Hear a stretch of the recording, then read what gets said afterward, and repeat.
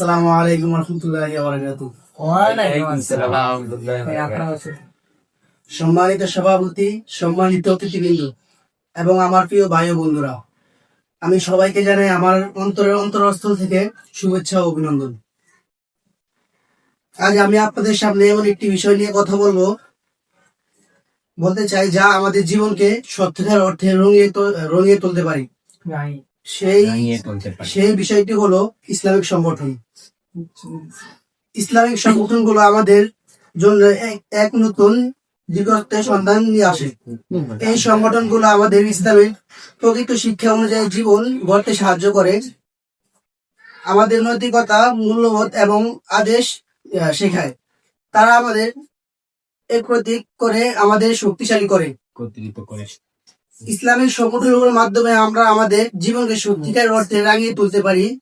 আমরা আমাদের চরিত্রকে সুন্দর করতে পারি, আমাদের সমাজকে সুন্দর করতে পারি, আমরা আমাদের ভবিষ্যৎ প্রজন্মকে একটি সুন্দর সঠিক পথ দেখাতে পারি। তো ভাই, আমরা আমাদের ভবিষ্যৎ প্রজন্মকে সুন্দর একটি পথ দেখাতে পারি, এই বিষয়টি আমরা যে কোনো একটা মাধ্যম নিয়ে শুরু করতে হয়। যেমন আমরা মোহাম্মদপুর থেকে, সাদুদ্দান এবং লাউতলা থেকে শুরু করছি, ঠিক আছে?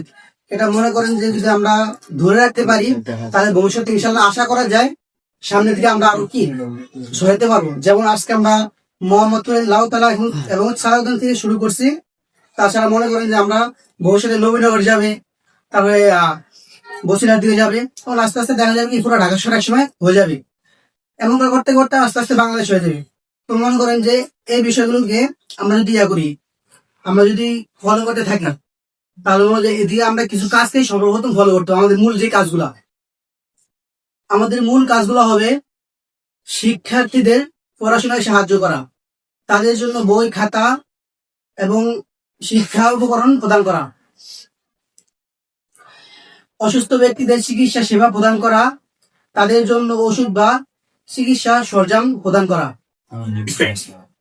দরিদ্র বা অসহায় ব্যক্তিদের অধিক আর্থিক সাহায্য করা, তাদের জন্য খাদ্য ব্যবস্থা প্রদান করা, সমাজের উন্নতির জন্য কাজ করা, যেমন রাস্তা পরিষ্কার করা, গাছ লাগানো ইত্যাদি, মানুষের মানসিক সমস্যা নিয়ে কথা বলা, তাদের সমর্থন করা, প্রকৃতির দুর্যোগ সময়ে মানুষকে সাহায্য করা, তাদের জন্য প্রাণ সামগ্রী প্রদান করা,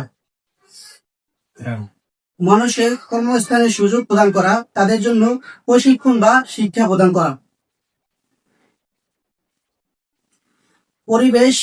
পরিবেশ রক্ষার জন্য কাজ করা, যেমন বাংলাদেশ জল সংরক্ষণ ইত্যাদি, ধর্মীয় কাজে সহযোগিতা করা, যেমন মসজিদ বা মন্দির নির্মাণ, ধর্মীয় শিক্ষা প্রদান করা, যেটা মনে করেন বর্তমানে আমাদের বাংলাদেশে নাই। আমাদের বাংলাদেশে যেমন ধরেন আমরা যদি একটা মসজিদ তৈরি করি, ওই জায়গায় কি কেউ আগাইতেছে না, অথবা ধরেন একটা যদি গান বাজনা করি আমরা, ওই জায়গায় আলহামদুলিল্লাহ আমরা সবাই যেতেছি, অথবা আমরা ওই জায়গায় সহযোগিতা করি। আর যদি মনে হয় একটা মসজিদ হয় বা একটা ওয়াজ বা একটা মানে ভালো ধরনের একটা মুসলিম জগতের একটা কিছু করতে চাই, ওই জায়গায় আমাদের কি কেউ সহযোগিতা করে না। এই জন্য মনে করেন যে আমাদের ওসব কাজে কি করতে হবে, সবাই থাকতে হবে।